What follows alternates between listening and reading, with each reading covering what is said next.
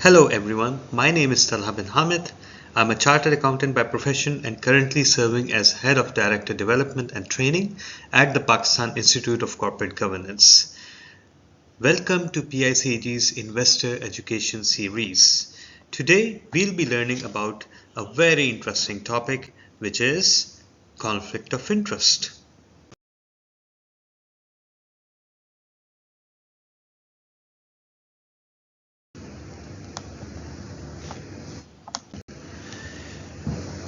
We will learn about the definition of conflict of interest, its types, and how it should be communicated to the stakeholders.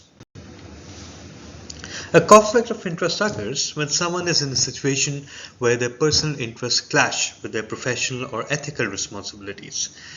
Here are two everyday examples of conflict of interest: the real estate agent and the buyer. We have all been in this situation, right?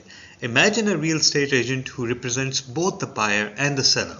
The agent's duty is to get the best deals for their clients. However, if the agent stands to earn a higher commission by pushing the sale through quickly, they might prioritize their own financial gain over the buyer's best interest. This conflict between their duty to both parties can harm the buyer. Another example, the doctor and the pharmaceutical company. Suppose a doctor receives gifts or payments from a pharmaceutical company that manufactures a specific drug. Now, when prescribing medications to patients, the doctor might be influenced by this relationship. They could recommend the drug from the company they have ties with, even if there's a better alternate available in the market. This conflict jeopardizes the patient's well-being. In both cases, conflicting interests create a dilemma where someone must balance their personal gain against their professional obligations.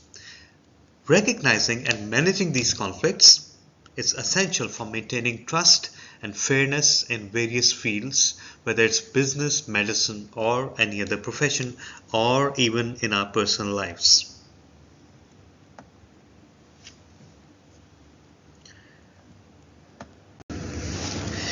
Here are a few more examples of conflict of interest. You may want to pause the video to go over them.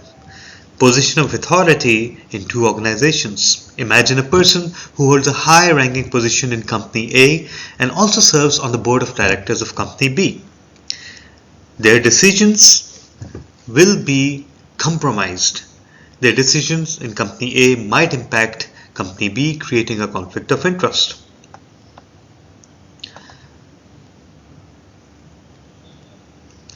The conclusion should be that investors should be aware of such dual roles and assess whether the person's action benefit both the companies fairly or favor one over the other.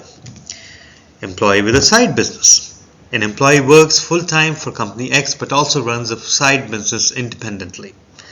The conflict could be that the employee's loyalty and time may be divided between their job and their personal venture. Shareholders should consider whether this split focus affects the employee's commitment to Company X and its success. Similarly, there are so many other examples. A manager and his subordinate who are related with each other or who have a relationship with each other.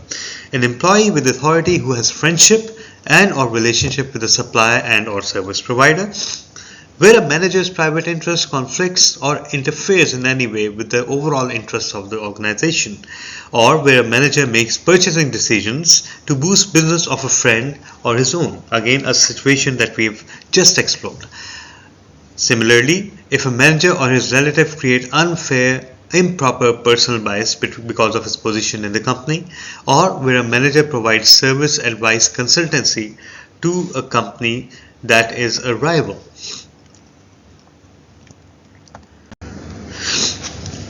Here's a list of possibilities which may result in conflict of interest situation for a director. Basically, anything that may result in giving an unfair advantage to a director due to their relationship with a company should raise a red flag.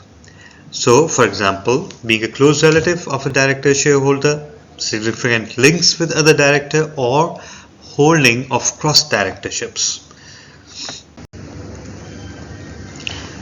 What can an interested director do? So, interested director cannot take part in any discussion or vote or be included in the quorum wherever this interest is being discussed. For directors of listed companies, they can't even be present in the meeting while the matter is being discussed because their presence may influence the proceedings. If majority of directors are interested in any contract or arrangement, the matter must be taken to a general meeting of members. And there's one exclusion where a company is purchasing insurance for directors.